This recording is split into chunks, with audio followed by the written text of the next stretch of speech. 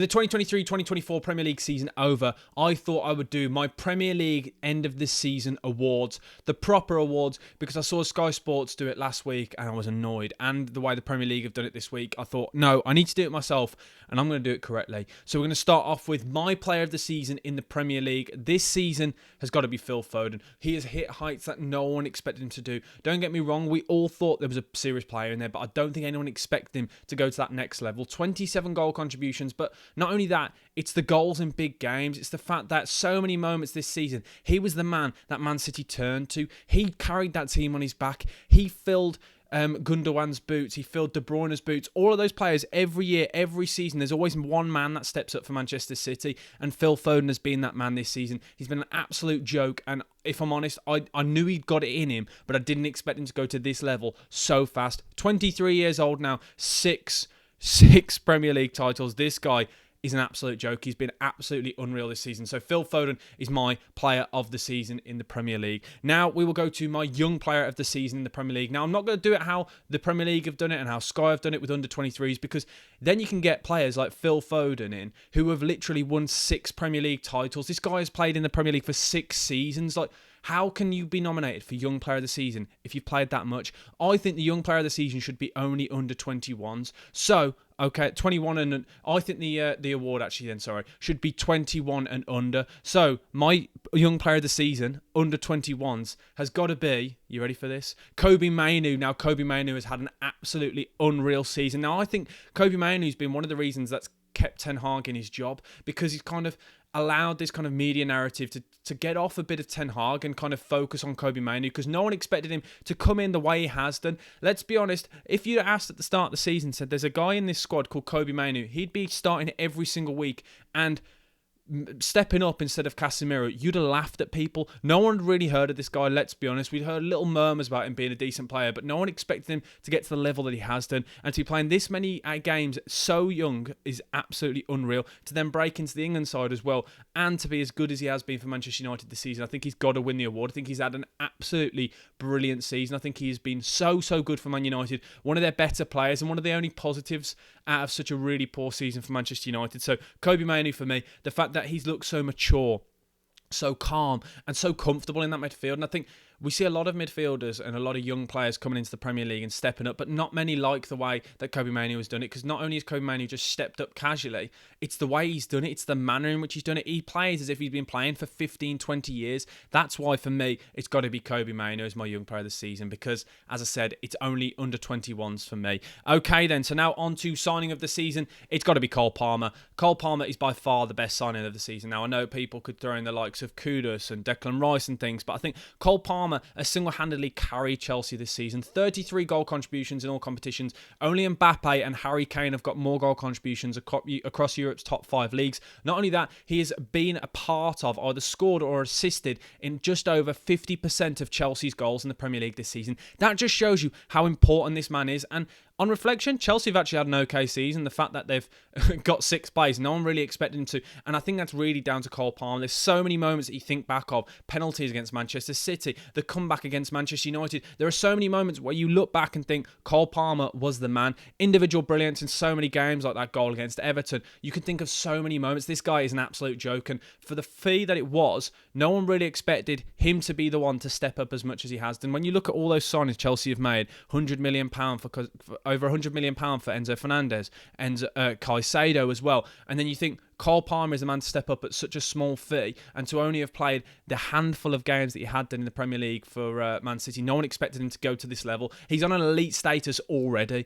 That's why I think he's got to be signing of the season. Now to the overachievers in the Premier League this season. Now, my nominations, I think Aston Villa are in there, Bournemouth are in there, Wolves are in there. But for me, it's got to be Liverpool. Now, I know a lot of people think, what on earth are you on about, Sam? But finishing 3rd spot for this Liverpool team, I think has been absolutely unreal. And the job that Jurgen Klopp's done in his final season, I think, is so underrated. I think you've got to look at it and step back and kind of look at expectation. Before the start of the season, no one No, and when I say no one would have said, you'd have been laughed at if you'd have said Liverpool would have gone in a Premier League title race up until probably the last 5 or 6 games and they'd fell off. You'd have laughed. You'd have been laughed away because not only have Liverpool had to change, you're looking at this side and you think it's an entire new midfield. How many times do we hear teams and squads around the country, in the Premier League and around the world, when they say, oh, there's a rebuild, we've got to change midfield, we'll have a transition year, and then the following season we'll progress on, we'll move on. Well, no, Liverpool under Jurgen Klopp just changed like that. New midfield 3, click of the fingers, and they're exactly where they were. Not only that, you think about some of the injuries, the fact that they've competed, they've had moments where they've been playing a back four of like Conor Bradley, Quansah, and you think about the players that have had to step up this season. Jurgen Klopp's men have just gone under the radar. The fact that they finished 3rd is absolutely unreal achievement, and I think the fact that, as I said, completely changed the midfield like that, like it's nothing, completely rebuilding and transitioning with a squad in just a pre-season is absolutely unreal, and the standards they set for themselves this year, I think they've been absolutely unreal. So yeah, overachievers Liverpool, because I don't think they should have been really as close as they were to the top 2. And not only that, look at the gap that they have on 4th. They're 14 points ahead of Villa. It just shows you the levels that they were at this season, where no one expected them to hit the heights that they did, considering they had to have an entire new midfield. Okay, then now on to the underachievers of the season. Now there's a lot of teams you can throw about, like your Manchester United. That's an obvious one, but for me, my underachievers, it has got to be Burnley. Now, Burnley came into the season. Sky Sports had done a documentary. People were talking about Burnley being one of the best ever championship teams. They stepped up, tried to play this brand of football that everyone had been speaking about, the fact that they were going to, could they break into the top half of the table? Well, they've been absolute dross throughout the season, finishing 19th spot. And I think when you look at it as a whole, the fact that they've really, like Luton has been the only side come up that actually ever looked like staying up, just shows you how poor a job this Burnley side have done. The arrogance and the naivety, refusing to change the way they're playing, just shows you how much of a bad job they've done this season. And overall, I'm really disappointed with them. I was quite excited to see how they would fare and how they would do in the Premier League this season. So yeah, I'm a little bit disappointed with Burnley. So they're my underachievers. Specifically, Vincent Kompany. I think he's really weird because for some reason, I think it might be because of his playing career and he's kind of got those kudos and credit points. And because he's such a nice guy, no one seems to point the fingers at him. Times when Iraola at Bournemouth was struggling right at the start of the season, everyone was going at him. And then he turns it around and everyone just forgets about it. Whereas Vincent Kompany has just been at that same plateau, just poor, like a submarine. If you look just below the, if you got the relegation line being the water, they've been a submarine just below it throughout the season. Never look like they're going to be popping above that water. But for some reason, no one questions him. And that's why I think it's just a bit of a weird one. And then the fact that he's been linked with a Bayern job, I'll be doing another video on that because that is just absolutely mental.